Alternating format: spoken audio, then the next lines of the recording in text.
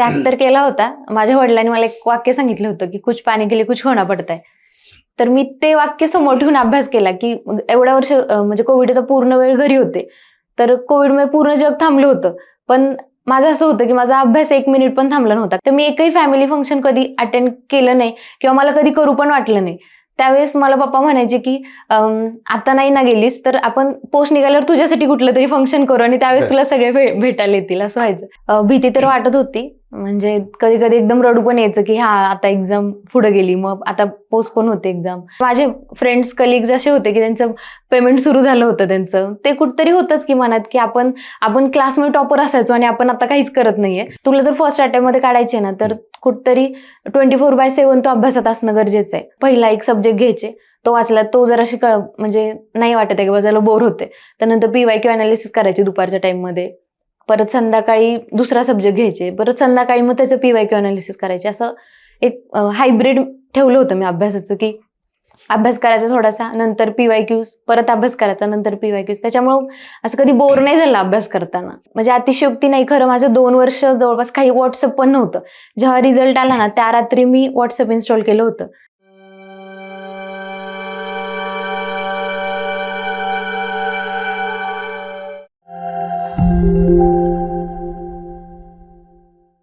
नमस्कार, मी किरण निंबोरे. वास्तवकट्ट्यावरती आपल्या सर्वांचं स्वागत. नुकतीच 2022ची जी काही निवड यादी जाहीर झाली, त्या निवड यादीमध्ये OBC महिला प्रवर्गातून 2य क्रमांकाने निवड झालेल्या आणि ज्यांची उपजिल्हाधिकारीपदी निवड होईल अशा सोनल सूर्यवंशी मॅडम आज आपल्यासोबत आहेत. मॅडम, आपलं वास्तवकट्ट्यावरती स्वागत. Thank you sir. मॅडम, विषय सांगायचं झालं तर 2021च्या राज्यसेवेच्या जाहिरातीमधून मॅडमला BDO हे पद मिळालेलं आहे. त्यांचं ट्रेनिंग सुरू आहे आणि त्याही पुढे जाऊन मॅडमनी त्यांचं ग्रॅज्युएशन झाल्याच्या नंतर पहिला जो अटेम्प्ट दिला, त्या पहिल्या अटेम्प्टमध्ये मॅडमने राज्यसेवेचा इंटरव्ह्यू दिलेला आहे.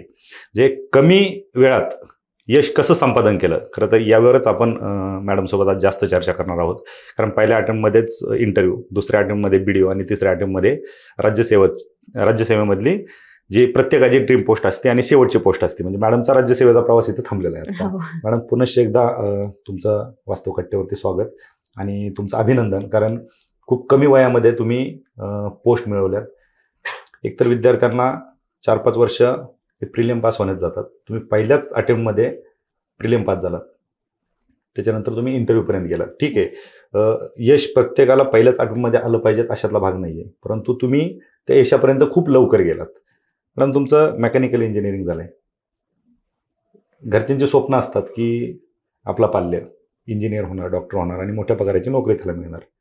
तसंच तुमच्याकडूनही अपेक्षा असतील आणि त्यात तुमचे फॅमिली, तुमचे वडील शिक्षक, त्यांच्या अपेक्षा असणारच. काय कारण होतं असं की इंजिनिअरिंग सोडून तुम्ही स्पर्धा परीक्षा क्षेत्राकडे आला? सर, माझं शिक्षण नवोदय विद्यालयातून झालंय. बरं. आणि नवोदयवाले सगळेच अधिकारी होतात का? असते थोडंसं इन्स्पिरेशन असते की नवोदय विद्यालयाची जी समिती असते त्याच्यावर जिल्हाधिकारी त्याचे हेड असतात. तर ते स्कूलमध्ये सारखे व्हिजिट असते. ते कुठतरी इन्स्पिरेशन असतं की आपल्याला पण तसं व्हायचं आणि अगदी कमी वयात ते इन्स्पिरेशन भेटतं. माझंही असंच झालं. 12वी नंतरच माझ्या मनात कुठतरी होतं की MPSC करायची आणि उपजिल्हाधिकारी व्हायचं. तर 12वी नंतर मी मेकॅनिकल घेतलं ते ह्याचसाठी की एक MPSCचा अभ्यास केला, त्यातलं कुठले पदं असतात ती पाहिली.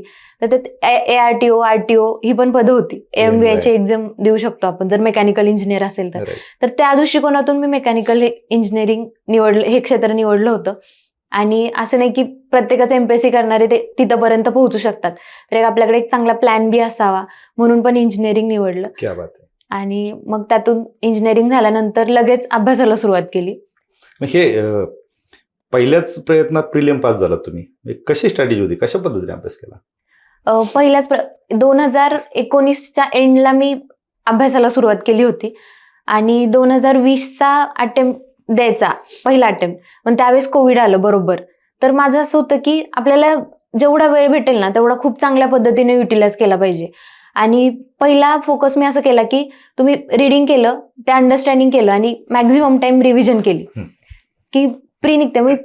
माझी प्री म्हणजे मला मेन्सचं काहीच हे नव्हतं की पुढं काय करायचंय, मेन्स होईल की नाही काही माहिती नाही. कारण की कोविडमध्ये असं होतं की प्रीच होते का नाही आपल्याला माहिती नव्हतं.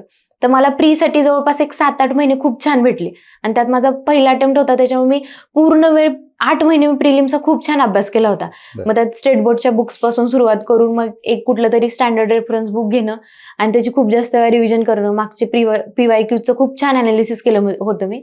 2012 पासून ते 19 पर्यंतचे PYQs खूप छान पद्धतीनं मी अनालिसिस केलं होतं की सायन्सला काय पाहिजे, 7 सब्जेक्ट कुठले होते ते काढलं होतं. त्याला 10 क्वेश्चन ह्या सब्जेक्टला आहेत, 15 क्वेश्चन ह्या सब्जेक्टला आहेत, असं पूर्ण अनालिसिस केलं आणि प्री दिली आणि फॉर्च्युनेटली निघाली. आणि तिथून पुढं मग प्रवास सुरू झाला की म्हणजे प्री निघाली, मेन्स निघाली, इंटरव्ह्यू पर्यंत गेले. लगेच 21शी पण प्री निघाली, तोपर्यंत मेन्सचा स्कोअर पण आला होता चांगला. मग ही पोस्ट भेटली. लगेच 22शी पण प्री निघाली आणि मेन्सचा स्कोअर झाल्यावर थोडेसे रिलॅक्स होते की हा आता कुठली तरी चांगली पोस्ट भेटेल असं. त्याच्यामुळे सातत्य एकदम कंटिन्यू प्री मेन्स ह्या फेजमध्ये राहिल्यामुळं. क्या बात आहे. म्हणजे सुरुवात केली आणि तुम्ही यशाला गवसणी घातली. हो. कारण बरेच आपण पाहतो की आपल्याला कोणाला डिमोरलाइज करायचं नाही, परंतु 8-8 वर्षापासून विद्यार्थी अभ्यास करतायत आणि पोस्ट मिळत नाही. तर त्याच्यामुळे भरपूर कारणं असतात. कुठला त्याग करावा लागतो? कारण प्रत्येक जण म्हणतो MPSCत जायचं असेल तर त्याग करावा लागतो. काय त्याग केला होता तुम्ही असा? त्याग तर केला होता. माझ्या वडिलांनी मला एक वाक्य सांगितलं होतं की कुछ पाने के लिए कुछ खोना पडता है. तर मी ते वाक्य समोर ठेवून अभ्यास केला की एवढ्या वर्ष म्हणजे कोविडचा पूर्ण वेळ घरी होते. तर कोविडमुळे पूर्ण जग थांबलं होतं. पण माझं असं होतं की माझा अभ्यास 1 मिनिट पण थांबला नव्हता. कारण की माझी सुरुवात होती आणि त्यात मला खूप जास्त कव्हर करायचं होतं. तर कोविडमध्ये मी जवळपास एक वर्षभर तरी कुठल्याही म्हणजे कुठलंच फंक्शन तर त्यावेळेस जास्त नव्हतेच. पण जरी नंतर एक कोविडची पहिली लाट गेली त्यावेळेस बरोबर. थोडे मध्ये सुरू झाले. तर मी एकही फॅमिली फंक्शन कधी अटेंड केलं नाही किंवा मला कधी करू पण वाटलं नाही. त्यावेळेस मला पप्पा म्हणायचे की आता नाही ना गेलीस तर आपण पोस्ट निघाल्यावर तुझ्यासाठी कुठलं तरी फंक्शन करू आणि त्यावेळेस तुला सगळे भेटायला येतील असं व्हायचं. मग ठीक आहे म्हणून म्हणजे मला पण कुठली अशी खूप इच्छा नसायची. आजकाल मुलांचं असं असतं की एका जरी फंक्शनला नाही गेलं किंवा कोणाची जत्रा, कोणाचं लग्न अटेंड नाही केलं तर मुलांना वाटतं की कुठेतरी त्यांच्या मनात चुकचुक होते की नाही आपण हे नाही केलं ते नाही केलं. तर थोड्या दिवस ह्या गोष्टी बाजूला सारून अभ्यासाकडे पूर्णपणे कंटिन्यू फोकस करणं. कारण की हाच फेज असतो. तुम्ही जेव्हा 2-3 वर्ष झाली ना ते कुठतरी स्टॅग्नेशन येतं, सॅच्युरेशन येतं, परत अभ्यास करू वाटत नाही तो. बरोबर. त्याच्यामुळे पहिला आणि दुसरा अटेम्प्ट खूप जिद्दीनं आणि मेहनत करून देणं आणि त्यातच आपण यश मिळवू शकतो असं म्हणजे असंच त्यांचा प्रयत्न असला फक्त पाहिजे. आपलं टार्गेट आपल्याला दिसलं पाहिजे, बाकी हां. कुठलीही गोष्ट दिसायला नको त्यावेळेस. नको. मॅडम, तुम्ही सांगितलं तुमचं स्वप्न साकार करण्यासाठी तुम्ही स्पर्धा परीक्षा क्षेत्राकडे आलात, परंतु पालकांनी पण काहीतरी स्वप्न पाहिलेलं असेल. हो नक्कीच. माझ्या वडिलांनी मला सांगितलं होतं एक कोट की बघ म्हणजे माझ्या रिटायरमेंट नंतर मला लोक किंवा समाज 2च गोष्टी विचारणार आहे की तुम्ही कसे आहात आता आणि तुमची मुलं काय करतात. तुझं इन्व्हेस्टमेंट कुठं आहे किंवा कोण कधीच काही नाही विचारणार. लोकांच्या बघितल्या फक्त एवढंच विचारतात. आपलं ट्रेंड आहे सगळीकडं अगदी की बरोबर. तुम्ही कसे आहात आणि तुमची मुलं काय करतात. तर मी आयुष्यभर ह्यातच इन्व्हेस्टमेंट केली आहे. माझी दुसरीकडे कुठे इन्व्हेस्टमेंट नाहीये. तर मग त्याला कसं पात्र ठरायचं हे तुझं तू ठरव. तर मग ते डोक्यात होतं माझ्या कुठेतरी की नाही म्हणजे माझ्या वडिलांना प्राऊडपणे सांगता आलं पाहिजे की माझी मुलगी हे करते किंवा माझा मुलगा हे करतो. तर त्या दिशेने कुठेतरी वाटचाल करणं आणि प्रयत्न करणं माझ्या मनात होतं नक्कीच.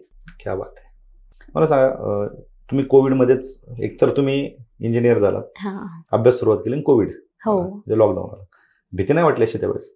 भीती तर वाटत होती. म्हणजे कधी एकदम रडू पण यायचं की हा आता एक्झाम पुढे गेली मग आता पोस्टपोन होते एक्झाम.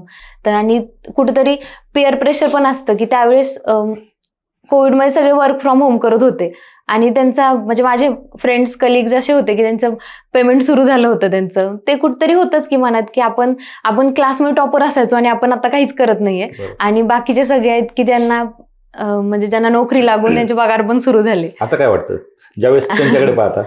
आता नक्कीच छान वाटतं. म्हणजे आणि त्यांना पण प्राऊड आहे माझ्याबद्दल की तिने एवढा अभ्यास केला. कारण ते सगळे सोबत होते माझ्या त्यावेळी.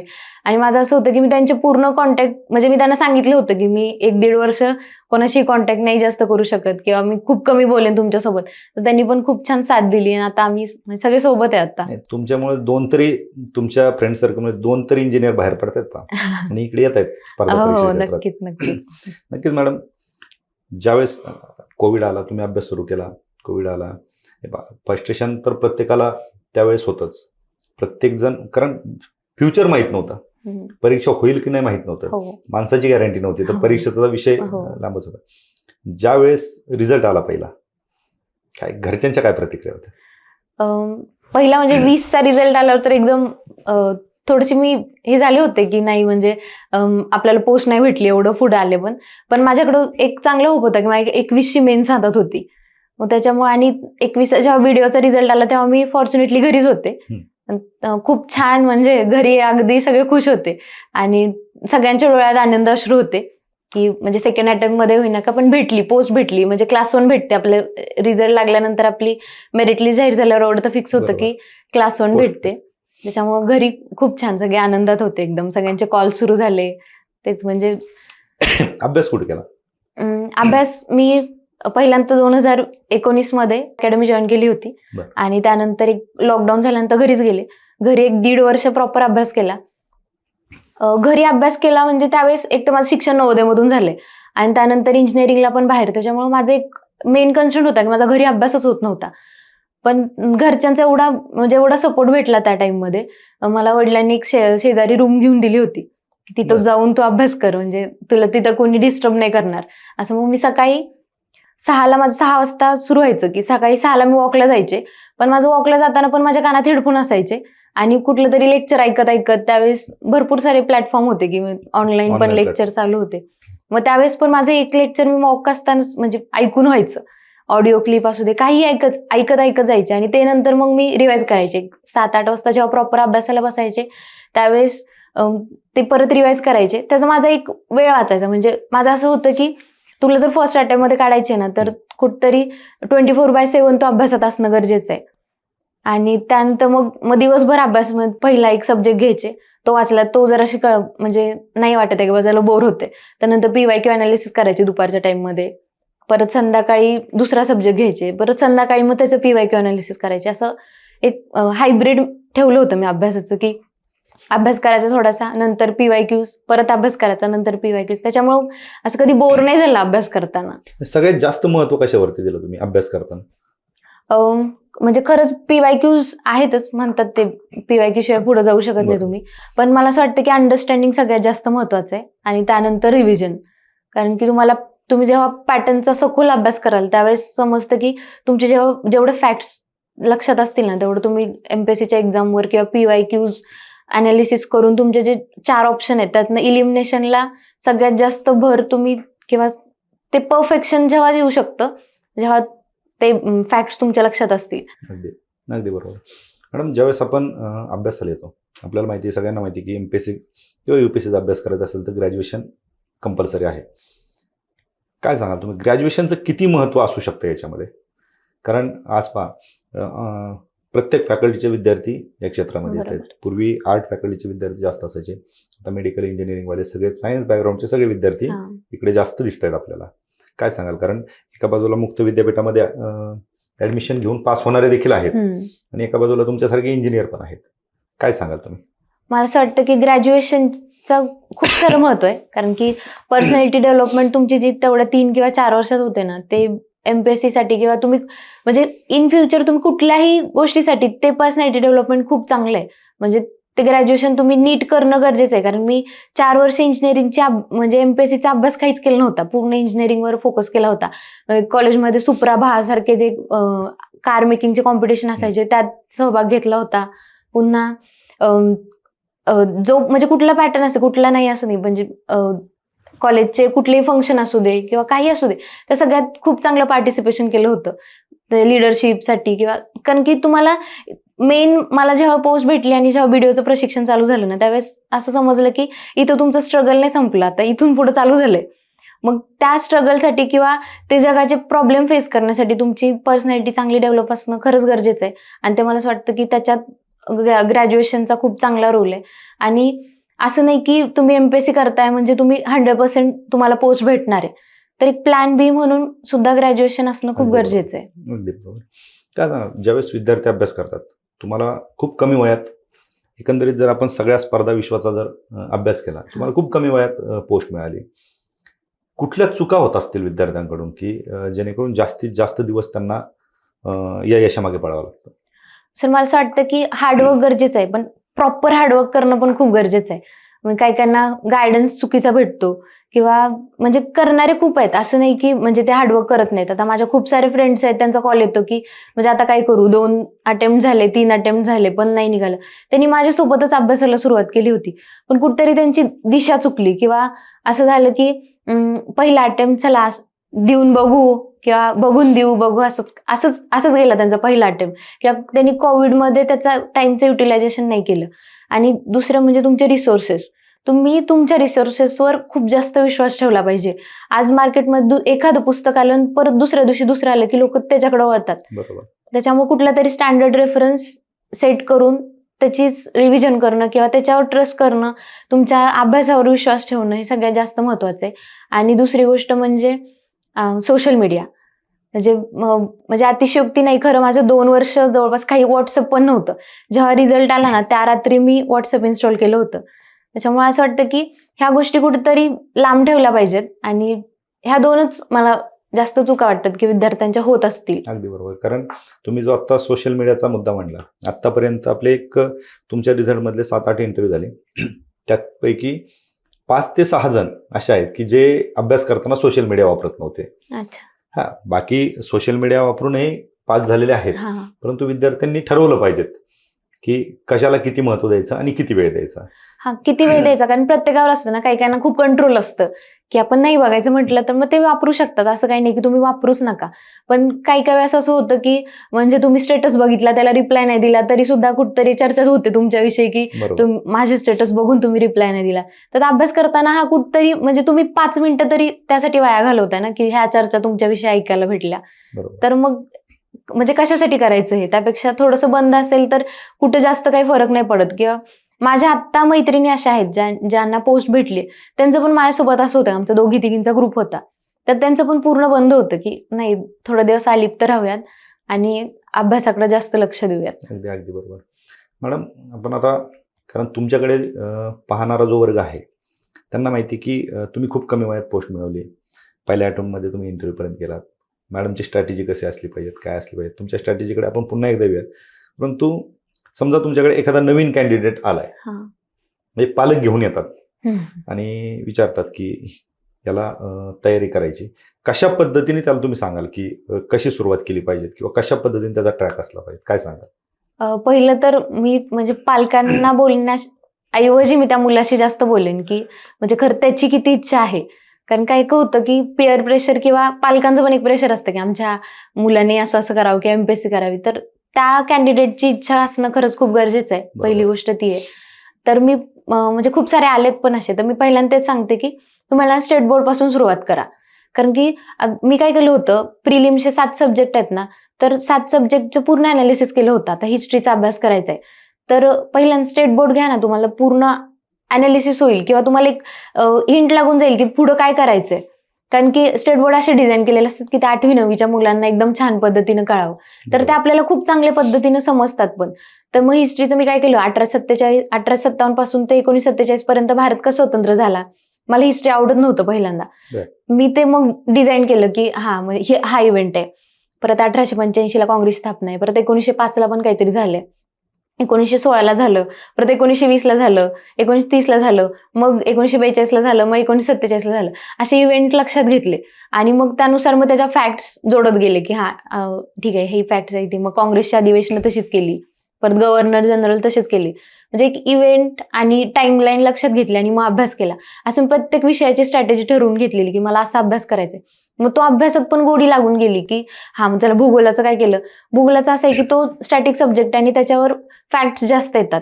मग गोदावरीची लांबी किंवा गंगा नदी आहे, तर मग त्याचं काही चेंज होणार आहे का, नाही चेंज होणार. मग तो गंगा जशी वाहते तशीच वाहणार आहे, जी लांबी आहे तीच राहणार आहे. मग ते स्टॅटिक, मग ते फॅक्ट पार्टच करा ना. दुसऱ्या कुठल्या सब्जेक्टला म्हणजे किती इनपुट आहे आणि किती आउटपुट आहे प्रत्येक सब्जेक्टचं काढलं होतं की ह्या सब्जेक्टला एवढा मॅक्झिमम वेळ दिला तर किती जास्त आपल्याला आउटपुट भेटेल. किंवा जर भूगोलाचा खूप अभ्यास केला तर 15पैकी 12 क्वेश्चन तर माझे बरोबर येतील. पण तसं करंट अफेअर्स आहे की तुम्ही खूप अभ्यास केला तर 15पैकी 10 पण बरोबर येतात का माहिती नाही. मग त्यानुसार मी अभ्यासाचा वेळ दिला होता की ह्या सब्जेक्टला एवढा वेळ द्यायचा, त्या सब्जेक्टला तेवढा द्यायचा. प्रत्येक सब्जेक्टची अशी स्ट्रॅटेजी ठरवून मग अभ्यास केला होता. नक्कीच. आपण बऱ्यापैकी पूर्व परीक्षेवरती याच्यावरती जास्त बोलतो. मुख्य परीक्षेचा जो टप्पा असतो, खूप कमी लोक त्या टप्प्यापर्यंत जातात. तुम्ही कसा अभ्यास केला होता मुख्य परीक्षेचा? मुख्य परीक्षेला एक तर असं आहे की म्हणजे 6 पेपर आहेत. तर मग माझे वडील शिक्षक आहेत. त्यांनी मला निबंधाचं आणि म्हणजे मला सांगायला आनंद होईल की मला ह्यावेळेस 37 मार्क आहेत 50 पैकी मराठी निबंधामध्ये, की जे की मला वाटतं एक सेकंड टॉपर किंवा टॉपर असू शकते मी. 38 आहेत वाटते केला. पण माझ्या वडिलांनी त्याच्यात मला खूप मदत केली होती की निबंधाचं तू हे कर, म्हणजे कुठेतरी प्रॉपर गायडन्स भेटणं पण गरजेचं आहे. आणि मी निबंधाच्या पेपरला, कारण की आत्ता कसं आहे ना, तुम्ही मेन्स किती पण करा, तुमच्या ऍडिशनवर पण तुमची पोस्ट खूप, म्हणजे इंटरव्ह्यू आणि एसएची ऍडिशन त्याच्यावर पोस्ट चेंज होत आहेत खूप साऱ्या.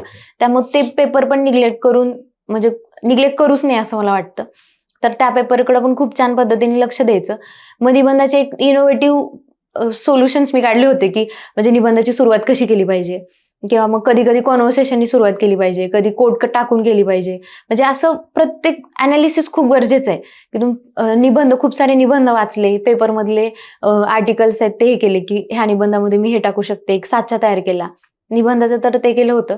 परत GS1 आणि GS2 पॉलिटी, त्याचं असं आहे की तुम्ही प्रिलिम्समध्ये बऱ्याच सारे त्याचे आहेत ते कव्हर होऊन जातात. फक्त राहिला HRD आणि इकॉनॉमिक्स पार्ट 2 आणि इकडं पॉलिटी पार्ट 2. तर मग तो अभ्यास मी पहिल्यांदा करून घेतला.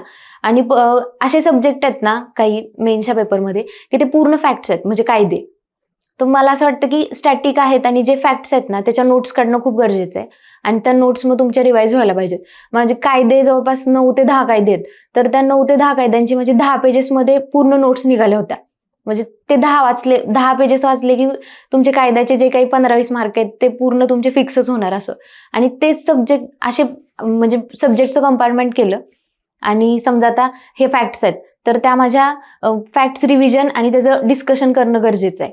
तर मग ते बाजूला काढलं आणि मग मी आणि माझी मैत्रीण त्याच्यावरच फक्त रिव्हिजन आणि त्याच्यावरच कॉन्व्हर्सेशन करायचं बस. मग बाकी दुसरं कुठलं डिस्कशन नाही, काही नाही. जिओग्राफीचे पण असं होतं की ह्युमन जिओग्राफी नवीन सिलेबसमध्ये ऍड झालं होतं. तर मग त्याचे पण फक्त फॅक्ट्स काढले आणि ते डिस्कस करायचं, एकमेकींना सांगायचं असं. म्हणजे आणि इकॉनॉमिक्स असं आहे की तुम्ही अंडरस्टँडिंग जेवढी जास्त होईल, मग ते काय तुम्ही डिस्कशननी होणार सब्जेक्ट नाहीये. तर मग त्याची अंडरस्टँडिंग किती जास्त होईल त्याच्यावर मग म्हणजे तसं ठरवलं की स्ट्रॅटेजी बरोबर स्मार्ट वर्क खूप गरजेचं आहे.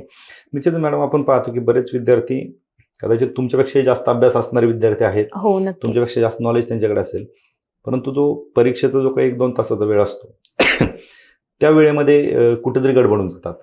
आता ज्यावेळेस एक्झाम होते त्यावेळेस आम्हाला फोन सुरू होतात इथपासून की सर आमचा नंबर टाकताना चुकला, नंबर गोल करताना चुकला, ABCD कोड राहिला, कुठेतरी सिग्नेचर दुसरीकडे गेली. आणि हे होत असताना मग ते मेंटली डिस्टर्ब होऊन जातात आणि त्याचा परिणाम परीक्षेवर होतो.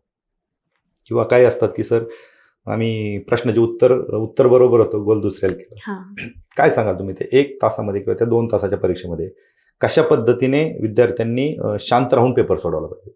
सर यासाठी तर तुम्ही म्हणजे मेन बॅटलला जाताय ना त्याच्या आधीची तुमची तयारी किती जास्त महत्वाची आहे. कारण की तिथं चुका का होतात का तर तुम्ही आधी प्रॅक्टिस नाही केलेली.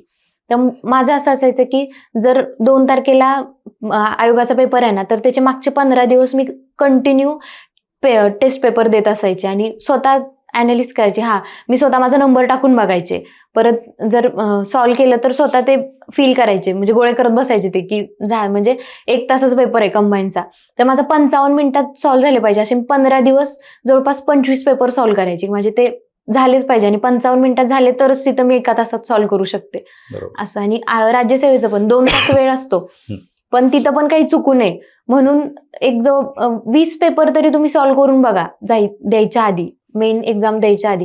आणि मला असं वाटतं की आयोगाचे जे PYQs आहेत ना किंवा जे क्वेश्चन पेपर आहे जसेच तसे प्रिंट करून आणायचे आणि ते सॉल्व्ह करायचे. म्हणजे जे समजा कुठलं आपल्याला भेटतं झेरॉक्स सेंटरमध्ये, लगेच झेरॉक्स करून भेटते आणि ते पण ते ब्लँक शीट घ्यायची आणि त्याच्यावर गोळे करून बघायचे आणि ते सॉल्व्ह करायचे, जेणेकरून प्रॅक्टिस होते. मग तिथं म्हणजे गडबडत नाही की म्हणजे कुठेतरी गोल चुकला. मग ते एकदा गोल चुकला की मग पूर्ण पेपरमध्ये तेच टेन्शन येतं आणि कुठेतरी पेपर मग त्याच्या नादात म्हणजे आपला मिस होऊ शकतो. त्याच्यामुळे आधी खूप जास्त प्रॅक्टिस करणं गरजेचं आहे. बरोबर. म्हणजे जसं काही टेस्ट सिरीज असेल किंवा स्वतः क्वेश्चन आणून ते सोडवणं प्रॅक्टिस महत्वाची आहे. प्रॅक्टिस महत्वाची. मॅडम, ज्यावेळेस तुम्ही अभ्यास करत होतात, तुम्ही काही वेळ अभ्यास पुण्यात केला, काही वेळ अभ्यास गावाकडे केला, कसं दिवसाचं नियोजन कसं असेल तुमचं? दिवसाचं सकाळी म्हणजे घरी असल्यामुळं इथं थोडंसं उठायला होतं, पण घरी असल्यामुळे सकाळी लवकर उठायचे. एक म्हणजे अभ्यासासोबत सवयी महत्वाच्या आहेत असं म्हणतात ना, तर ते खरंच आहे. कारण तुम्ही आज सकाळी उठून 6 वाजता अभ्यास केलाय आणि दुसऱ्या दिवशी 10 वाजेपर्यंत झोपलाय, तर ते एमपीएससी मध्ये खरंच ते खूप मोठं ब्लंडर आहे, असं करूच नये. तर माझं एक प्रॉपर रुटीन होतं आणि ह्या रुटीनची सवय मला नवोदयमुळे लागली होती असं मला म्हणजे अजून पण वाटतं. तर 6 वाजता उठायचे, परत थोडंसं वॉक वगैरे झालं, एक्सरसाइज झाले की आणि ते कोविडमुळे असं होतं की तुम्ही हेल्थ पण खूप जपायला पाहिजे. जर झालं तर मग पुढं माझे खूप दिवस वाया जाईल असं पण होतं. तर भीतीने का होईना पण मी एक्सरसाइज करायचे आणि माझं व्हॉलीबॉल नॅशनल आहे. त्याच्यामुळं म्हणजे ते पण एक होतं की मला एक्सरसाइजची पण आवड होती किंवा खेळायची पण आवड होती. तर 6 वाजता उठायचं आणि वॉक करून आलं की मग फ्रेश होऊन एक 8 वाजता अभ्यासाला बसायचं आणि 8 ते 12 पर्यंत एक सब्जेक्ट करायचा आणि 12 ते 12:30 जेवण वगैरे झालं की मग पुन्हा मग त्या सब्जेक्टचे PYQs आणि परत दुपारी थोडंसं रेस्ट घ्यायची एक अर्धा 1 तास आणि पुन्हा दुसरा सब्जेक्ट घ्यायचे. दुसरा सब्जेक्ट झाला की रात्री परत त्या सब्जेक्टचं अनालिसिस आणि PYQs. आणि मग रात्री झोपताना जर वाटलंच की मला ह्या सब्जेक्टचं काही आठवत नाहीये, तर मग ते थोडंसं रिव्हिजन करून किंवा टेलिग्राम चॅनल्स वगैरे असतात की त्याचा पण खूप चांगल्या पद्धतीने आपण यूज करू शकतो. कोणी क्वेश्चन टाकत असतं, तर मग ते क्वेश्चन सॉल्व्ह करत करत मग झोपून जायचे. परत दुसऱ्या दिवशी हाच रुटीन असायचं. क्या बात आहे. तुम्ही आत्ता बोलता बोलता सांगितलं की तुम्ही व्हॉलीबॉल प्लेयर आहात, नॅशनल प्लेयर आहात. काय सांगाल तुम्ही की मला माहित नव्हतं हे. आपले विद्यार्थी एकदा अभ्यासाला सुरुवात केली की हेल्थकडे लक्ष देत नाहीत. एक तर समजा घरापासून दूर असाल, पुण्यात असाल, तर मेसचं खाद्य, बरोबर. त्याच्यामधून काय मिळतं आपल्या सगळ्यांना माहिती आहे. हो. कशा पद्धतीने त्यांनी त्यांच्या शरीराकडे लक्ष दिलं पाहिजे किंवा आहार कसा असला पाहिजे आणि कशा पद्धतीने अभ्यास करत असताना हेल्थ सांभाळलं पाहिजे. नक्कीच हेल्थ सांभाळलं पाहिजे. का तर जर एकदा आजारी पडलं ना, ते 10 ते 15 दिवस तुमचे वाया जातात. मग ते 15 दिवसापेक्षा रोज 1 तास वॉक केलं तर तुमचा वेळ पण वाचेल. बरोबर. तर मला असं वाटतं सकाळी जर नाहीच जमलं, कारण आपल्याला असं असतं की सकाळी पटकन अभ्यासाला बसायची आपल्याला जास्त हे असते आणि संध्याकाळी 5-6चा टाइम असतो की तुम्ही थकलेला पण असता. मग ते चहाला उभं राहून जास्त वेळ घालवण्यापेक्षा मला असं वाटतं की 5-6 वाजता कुठेतरी वॉक करून येणं किंवा फिरून येणं आणि जर कोणी मित्र असेल सोबत तर तुम्ही वॉक करता करता पण डिस्कशन करू शकता किंवा वॉक करताना पण एखादं लेक्चर असेल तर ते ऐकू शकता. पण कुठेतरी 1 तास तुमच्या हेल्थसाठी देणं पण गरजेचं आहे. अगदी अगदी बरोबर.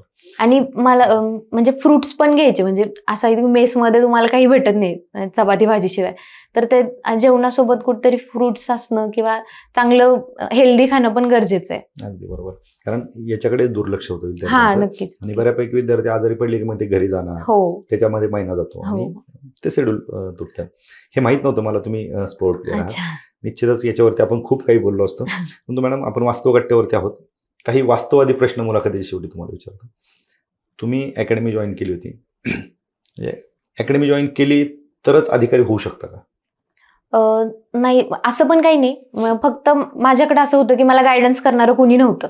माझ्या फॅमिलीमध्ये कुणी एमपीएससी कधीच केली नाही किंवा कोणाला माहिती पण नव्हतं जास्त की एमपीएससीचं म्हणजे असं आहे म्हणून. मला फक्त नवोदयमध्ये एवढं माहिती होतं की म्हणजे आपल्याला अशी काहीतरी एक्झाम आहे आणि आपल्याला द्यायची. माझा सखोल अभ्यास कोणाकडे नव्हता किंवा कुठून सुरुवात करायची हे पण मला माहिती नव्हतं. त्याच्यामुळं मी अकॅडमी जॉईन केली होती. खरं ठीक आहे, माझी परिस्थिती होती की मी पे करू शकत होते तेवढं. आणि काही काही मुलं अशी आहेत की ते नाहीत करू शकत. तर त्यांना कुठतरी म्हणते ना प्रॉपर गायडन्स जर कुणी देणार असेल तर क्लासेसची गरजच आहे असं नाही. पण जर नसेल तर मग त्यांनी म्हणजे जर पूर्ण क्रॅश कोर्स नसेल लावायचा तर कुठल्या तरी सब्जेक्ट नुसार दिशा मिळण्यासाठी तुम्हाला म्हणजे लावू शकता. असं खूप गरजेचंच आहे आणि तुम्ही लावलं तरच तुम्ही पास व्हाल असं काही नाही. कारण की खूप सारे मुलं असं आहेत की ज्यांनी म्हणजे कुठलेही क्लासेस न लावता सुद्धा पोस्ट भेटलेली आहे. अगदी.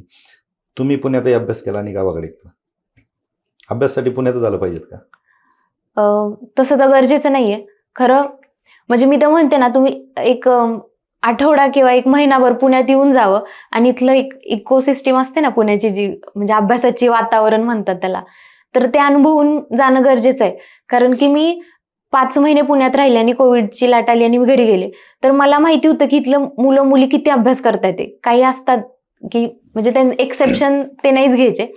पण काही काही मुलींना मी असं बघितलं होतं की ते सकाळी 7ला लायब्ररीत येतात आणि रात्री 10 वाजेपर्यंत त्या लायब्ररीत असतात. म्हणजे काही करतात नाही करतात, पण ते 10-12 तास तरी त्या अभ्यासात बसतात. म्हणजे ऍटलिस्ट तुम्ही एका जागेवर बसताय तरी. तर मग त्याचा मला थोडासा फायदा झाला घरी, की मी जर घरीच असते ना, तर मला असं वाटलं असतं की 5 ते 6 तास अभ्यास केला म्हणजे होऊन जाते. असं काही नाही की तुम्ही 10 ते 12 तासच बसायला पाहिजे. खरं इथं येऊन मुलांचं डेडिकेशन बघितलं, की मुलं एवढा वेळ अभ्यास करतायत. तर मग ते कुठेतरी मला एक नेहमी इन्स्पिरेशन करत राहायचं, की नाही म्हणजे केलं पाहिजे.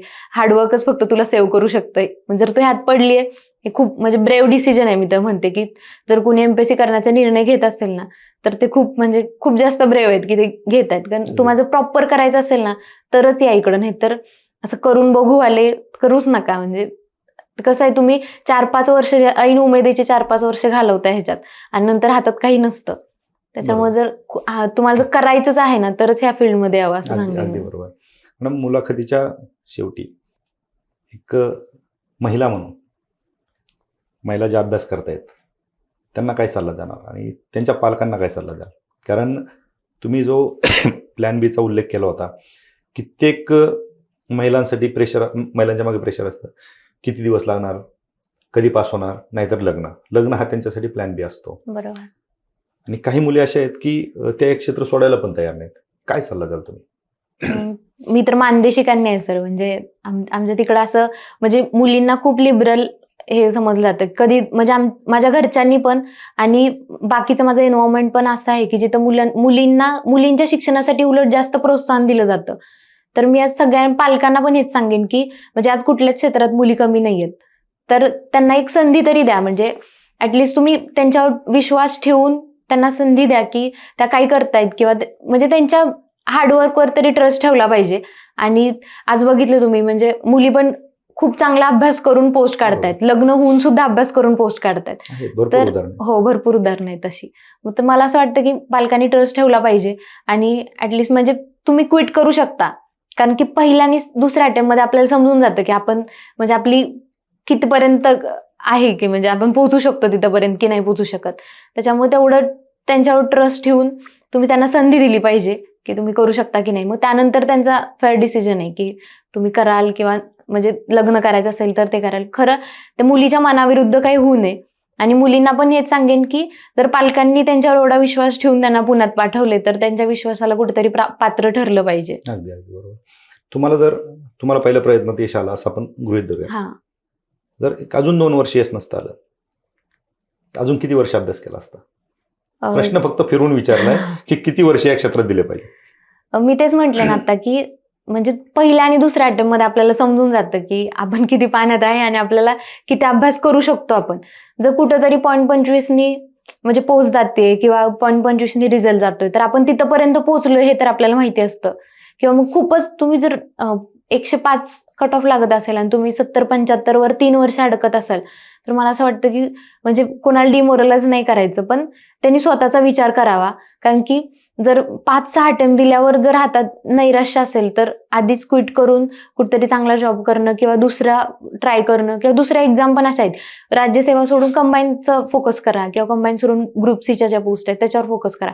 पण स्वतःला अनालाइज करा, एवढंच सांगेन. निश्चितच काहीतरी हातात असणं खूप गरजेचं आहे. खूप गरजेचं आहे. आणि ह्या स्पर्धेच्या जगात तर नक्कीच आहे. नक्कीच. आणि योग्य वेळी एक्झिट घेणं हे सुद्धा एक सगळ्यात मोठं यश असू शकतं. हो, नक्कीच. आहेत अशी उदाहरणं देखील खूप आहेत. निश्चितच मॅडम, तुमचा एमपीएससी मधला प्रवास हा थांबलेला आहे असं आपण गृहीत धरूया. कदाचित यूपीएससी तुम्ही जर करणार असाल तर तो प्रवास तुमचा सुरू होईल. परंतु पुन्हा एकदा तुमचं अभिनंदन आणि तुमच्या भावी वाटचालीसाठी खूप खूप शुभेच्छा.